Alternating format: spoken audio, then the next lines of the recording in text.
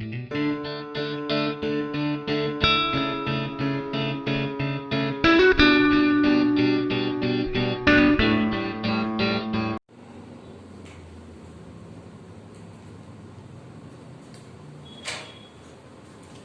Students, Saraswati group of education તરફથી ઇંગ્લિશના video લેક્ચરમાં આપણે જોઈ રહ્યા છીએ કન્જક્શન એન્ડ ફંક્શનના ટેકનિકના અનુસંધાનમાં અમુક એવા મુદ્દા કે જે માત્ર તે જ ટોપિકને નહીં પરંતુ સમગ્ર અંગ્રેજીને જરૂરી અથવા તો શીખવા માટે જે આપણા માટે પાયાની બાબત છે તેવી વાતો છે તે આપણે ટોપિકના સ્વરૂપમાં આ ટાઇટલ નીચે સમજી છીએ, કન્જક્શન એન્ડ ફંક્શન્સ.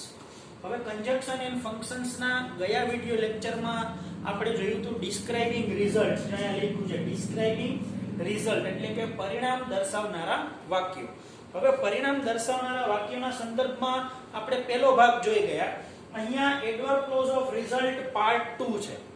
એટલે કે જે પરિણામ સૂચવનારા વાક્યોના ફંક્શનના સંદર્ભમાં આપણે પહેલો ભાગ છે તે અગાઉ જોઈ ગયેલા છીએ. આજે આપણે બીજો ભાગ જોશું જેમાં પરિણામ દર્શક ક્રિયા વિશેષણ રૂપ ઉપવાક્યો તેમજ પરિણામ દર્શક વિશેષણ દર્શક ઉપવાક્યો. એમાં પણ આ વિશેષણ એટલે કે એડજેક્ટિવ છે અને આ એડવર્બ છે, પણ બેયનું ફંક્શન શું છે? રિઝલ્ટ.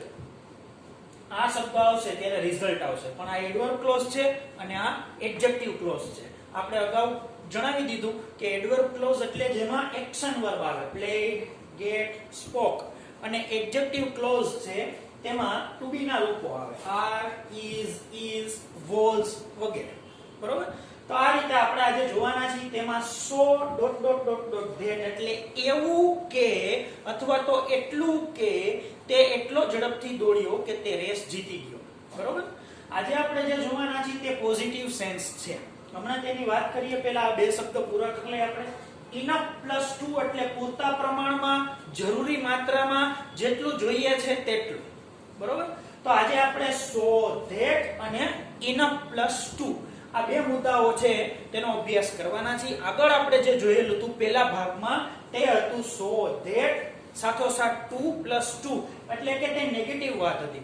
કોઈ પણ વાત છે તેની માત્રા એટલી બધી છે કે તે આપણા માટે અશક્ય થઈ જાય તો તેને નેગેટિવ માત્રા કહેવાય, અને કોઈ પણ વાત છે તેની માત્રા વધવાથી તે આપણને અનુકૂળ થઈ જાય તો તેને પોઝિટિવ સેન્સ કહેવાય. આપણે એક ઉદાહરણ લઈએ બેયના.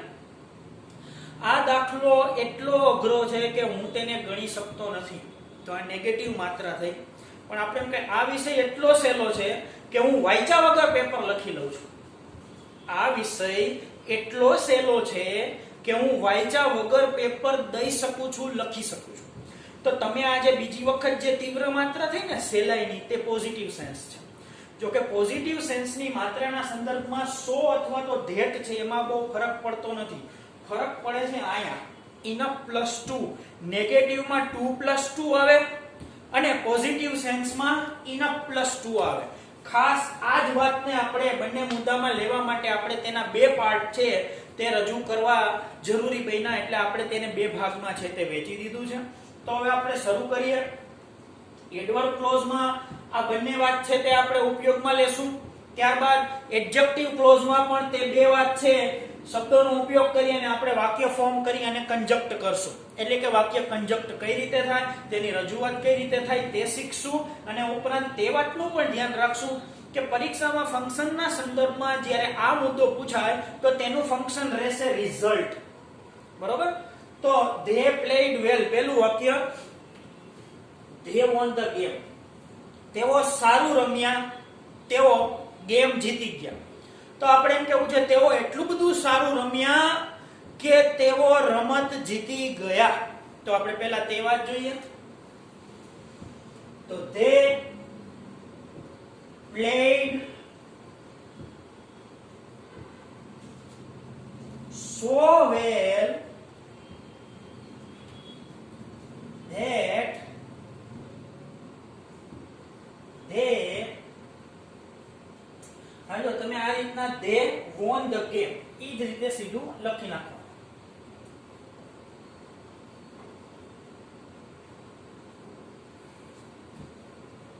તો they played so well that they won the game. તેઓ એટલું બધું સારું રમ્યા કે તેઓ ગેમ જીતી ગયા. જો કઈ રીતે વાક્ય કન્જક્ટ થયું તે જોઈ લઈએ. આપણે સ્વાભાવિક રીતે કન્જક્શનના સંદર્ભમાં છે તે 10મા ધોરણમાં વાક્ય જોડીને કનેક્ટ કરવાની વાત આવશે અને 11 12માં સાયન્સ કોમર્સમાં આ જ મુદ્દો છે, તેમાં કન્જક્શન સિલેક્શન પૂછાશે. બરોબર છે. હવે આપણે આને ઇનફ 2 માં ફેરવીએ છીએ. જુઓ તો આ વિશેષણ છે ને, વિશેષણ પછી ઇનફ મૂકવાનું, વિશેષણ પછી ઇનફ મૂકવાનું. તો આપણે ઇનફ મૂકી દઈએ, પછી ટુ નો પ્રયોગ કેમ કરવો તે આપણે જોશું. જુઓ તો અહીંયા they played well enough, જો well enough, strong enough, powerful enough, fine enough, early enough. આ રીતે enough છે તે પાછળ આવે અને આગલા જ પાર્ટમાં જે આપણે ટુ શીખી ગયા એ ટુ પહેલા આવે. too late, too weak, too ill. આ રીતે તો ટુ છે તે વિશેષણની પહેલા આવે, enough છે તે વિશેષણની પછી આવે. અને enough પછી સીધે સીધું છે તો અહીંયા ઇન્ફિનિટિવનું ટુ મૂકી દેવાનું. જો અહીંયા well enough to. હવે આપણે આટલે સુધી પહોંચી ગયા. હવે બે વખત જે કરતા છે એમાંથી એક વાર દૂર કરવો પડશે. શા માટે? કારણ કે આ વાક્ય બે હતા તેની જોડી બની, જ્યારે આ વાક્ય એક જ છે એટલે તે વાક્ય એક જ રહેશે અને એક વાક્ય હોય તેમાં કરતા માત્ર એક જ વાર આવે. બરોબર? તો અહીંયા આવશે well enough to. હવે જો આપણે આટલે સુધી તો પહોંચી ગયા છીએ, મેં જે અહીંયા ચેપ્યું છે વાસ્તવમાં અહીંયા જ ચેકવાનું છે, પણ કાઈ વાંધો નહીં, આપણે આની ઉપર જ જોઈએ તો પણ તમને ખ્યાલ આવશે કે ટુ મૂક્યું. હવે વોન છે, વોન. હવે ટુ પછી મારે વોન નું રૂપ મૂકવાનું, પણ વોન ભૂતકાળ છે તો તે ભૂતકાળ આપણે ટુ પછી મૂકી શકીએ નહીં, એમાં મારે વર્તમાન કાળ મૂકવું પડશે એટલે વિન. તો અહીંયા ટુ વિન ધ ગેમ. તો આપણને બધાને ખ્યાલ જ છે કે ટુ પછી મૂળ રૂપ આવશે. ક્યારે ઇન્ફિનિટિવ નું ટુ હશે ત્યારે તેના પછી મૂળ રૂપ આવશે. આ બધામાં ક્યારેક આપણે માની લ્યો કે આમાં મૂળ રૂપ છે અને તે રીતે મેળ બેસી જાય તો વાત જુદી છે, બાકી ટુ પછી હંમેશા ક્રિયાપદનું મૂળ રૂપ આવશે. તો ચાલો જોઈએ બીજું વાક્ય. we get up early, અમે વહેલા ઉઠીએ છીએ. we reach in time, અમે સમયસર પહોંચીએ છીએ. તો અમે એટલા વહેલા ઉઠીએ છીએ કે અમે સમયસર પહોંચીએ છીએ. આ એક વાક્ય. હવે ઇનફ ગુજરાતીમાં અમે સમયસર પહોંચવા માટે પૂરતા પ્રમાણમાં, જરૂરી પ્રમાણમાં વહેલા ઉઠીએ છીએ. તો આ રીતે આપણે બંને વાક્યો ઇંગ્લિશમાં લખશું. તો we get up early,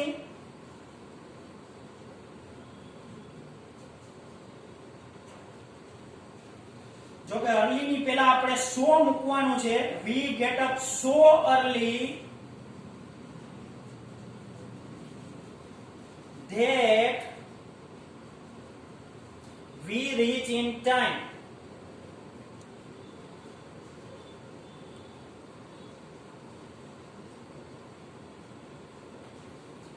we get up so early that we reach in time. હવે જે વાત આપણે અહીંયા સમજાવેલી હતી આ બે વાક્યમાં કર્તાના છેદ ઉડાડીને, આપણે મૂળ વાક્યમાં છે તે જ વાત જોઈ લઈએ. અહીંયા ઇનફ વાળું વાક્ય એક જ થશે એટલે બીજી વખત કર્તા છે તેને આપણે રિમૂવ કરીએ છીએ. તો આ વાક્ય આમ થશે we get up. અહીંયા જો early પછી આપણે ઇનફ મૂકવાનું છે. early enough. જો અહીંયા early મૂક્યું, હવે enough મૂક્યું, હવે અહીંયા આવ્યો ને એટલે અહીંયા 2 પ્લસ મૂળ રૂપ એટલે to reach in time. તો અહીંયા આપણે મૂક્યું enough to. આખું વાક્ય વાંચીએ. we get up early enough to reach in time. તે જ રીતે ત્રીજું વાક્ય Rita spoke gracefully, she got the first prize. Rita gracefully એટલે લાવણ્યથી, નજાકતથી અથવા તો સારી રીતે ઇમ્પ્રેસિવ આપણે કહી શકીએ. તેને ગ્રેસ કહેવાય છે ઇંગ્લિશમાં, કે જેમાં આપણે પ્રભુત્વથી, પ્રભાવથી અને છતાં પણ નજાકતથી બોલવામાં આવે તો તેને ગ્રેસ કહેવાય. તો ગ્રેસફુલી બોલવાથી તેણીને પ્રથમ ઇનામ મળ્યું. તો આપણે પહેલા સો ધેટ છે તેનો ઉપયોગ કરીએ. તો અહીંયા સો, અહીંયા that. Rita spoke so gracefully that she got the first prize.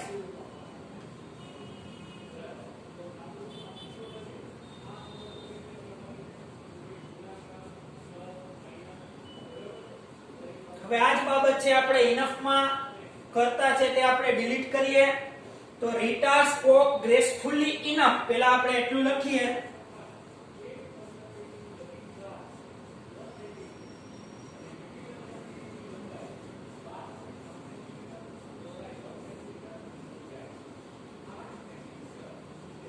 gracefully enough enough પછી આપણે ટુ લખવાનું તો અહીંયા ટુ લખીએ અને હવે આ જે ગોટ છે ને એનું મૂળરૂપ કરવાનું છે તો ગોટનું મૂળરૂપ થશે get તો to get the first prize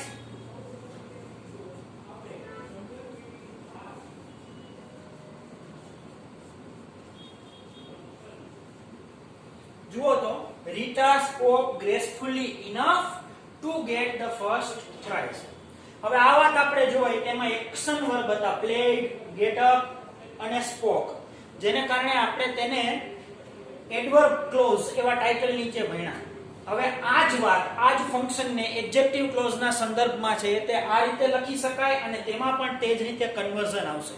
adjective close means તે વિશેષણ હોય આખું જે ઉપવાક્ય છે તે અને આનું જે ઉપવાક્ય છે તે ક્રિયા વિશેષણ હોય આટલો જ ફરક પડે એટલે કે આ ક્રિયાપદમાં વધારો દર્શાવે અને આ વાત છે તે નામના અર્થમાં વધારો દર્શાવે છે. તો જો these people are brave આ લોકો બહાદુર છે. they can face any difficulty તેઓ કોઈ પણ સમસ્યાનો સામનો કરી શકે છે. તો આ લોકો એટલા બહાદુર છે કે તેઓ કોઈ પણ સમસ્યાનો સામનો કરી શકે છે. તો આપણે પહેલા so that મૂકજો. these people are so brave that જો વિશેષણની એક બાજુ so એક બાજુ that so brave that અને બીજું વાક્ય એમને they can face any difficulty.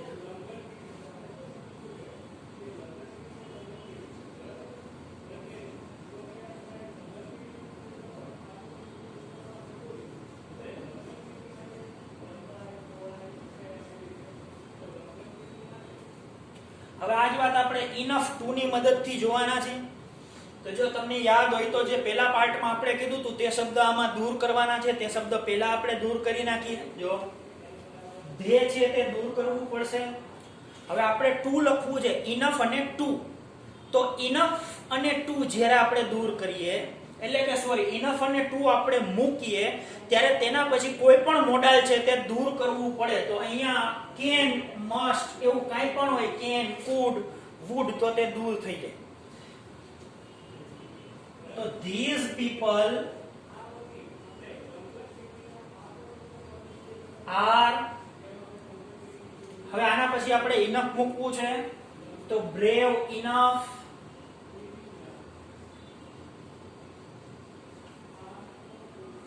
હવે મારે ટુ મૂકવાનું છે કારણ કે સૂત્રમાં ઇનફ ટુ છે. ફેસ નું ફેસ અને એની ડિફિકલ્ટી. તો વાક્ય આમ બને these people are brave enough to face any difficulty. she is clever તેણી હોશિયાર છે. she can pass her exams તેણી પોતાની પરીક્ષા પાસ કરી શકે છે. તો ગુજરાતીમાં આપણે બે વાક્ય બોલી આવડે. તેણી એટલી હોશિયાર છે કે તે પોતાની પરીક્ષા પાસ કરી શકે છે. એક હવે ઇનફ નું ગુજરાતી બોલું છું. તેણી પોતાની પરીક્ષા પાસ કરવા માટે પૂરતા પ્રમાણમાં હોશિયાર છે. જરૂરી પ્રમાણમાં હોશિયાર છે. તો આ જ વાત આપણે જોવાના છીએ so that થી. તો she is so clever that she can pass her exams.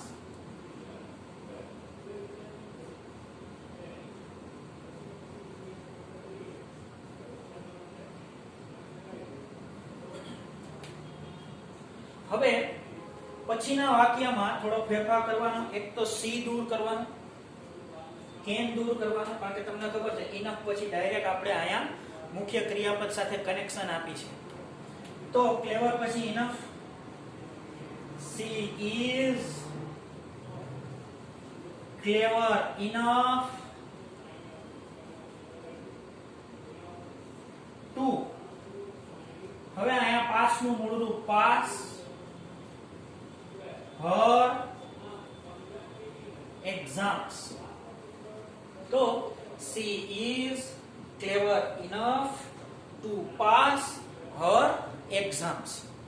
તે જ રીતે the teacher is innovative. Innovative એટલે નવીન ખ્યાલો ધરાવનારા, કંઈક નવીન વસ્તુ અજમાવી શકે તેવી ક્ષમતાવાળા. અને he can teach any hard topic. શિક્ષક છે તે એટલા નાવીન્યપૂર્ણ વિચારશૈલી ધરાવે છે તેવો કોઈ પણ અઘરો ટોપિક એટલે કે મુદ્દો છે તે ભણાવી શકે છે. તો શિક્ષક એટલા બધા ઇનોવેટિવ છે કે તે કોઈ પણ અઘરો મુદ્દો ભણાવી શકે છે. અને શિક્ષક છે તે કોઈ પણ અઘરો મુદ્દો ભણાવવા માટે પૂરતા પ્રમાણમાં છે તે નાવીન્ય અપનાવી શકે તેવી ક્ષમતાવાળા છે. બરોબર? તો સો ધેટ મૂકીએ. The teacher is so innovative that he can teach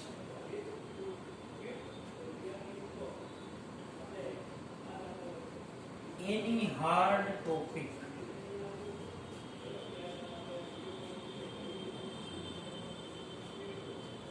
હવે આ જ વાત આપણે ઇનફ થી લખીએ તો ફરી પાછા જે શબ્દો છે તે આપણે દૂર કરવાના છે તે છે he અને છે can. તો આ જ વાતમાં અહીંયા ઇનફ લખશું. હવે તમને ખ્યાલ આવી ગયો છે. The teacher is innovative enough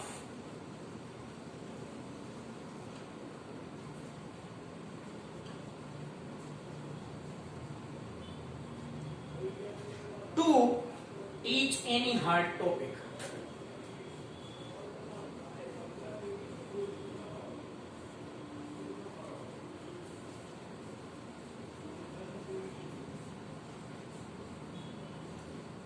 તો આ રીતે આખું વાક્ય થયું. The teacher is innovative enough to teach any hard topic. બરાબર? તો આ રીતે આજે આપણે બે સોપાન જોયા, જેમાં એડજેક્ટિવ ક્લોઝ, એડજોર્બ ક્લોઝ અને આ આપણો બીજો પાર્ટ છે.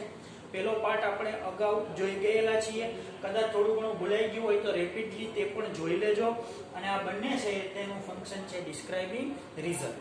તો આટલે સુધી આપણે રાખતા પહેલા આપણે જે હોમવર્કના સંદર્ભમાં વાત કરીએ તો તમારે પણ આ રીતે 3 વાક્ય એડવર્બ ક્લોઝના અને 3 વાક્ય એડજેક્ટિવ ક્લોઝના છે તે તમારી રીતે ગોતવાના અને એને બંનેમાં ફેરવવાના છે. જો આ રીતે બેયમાં ફેરવવાના છે.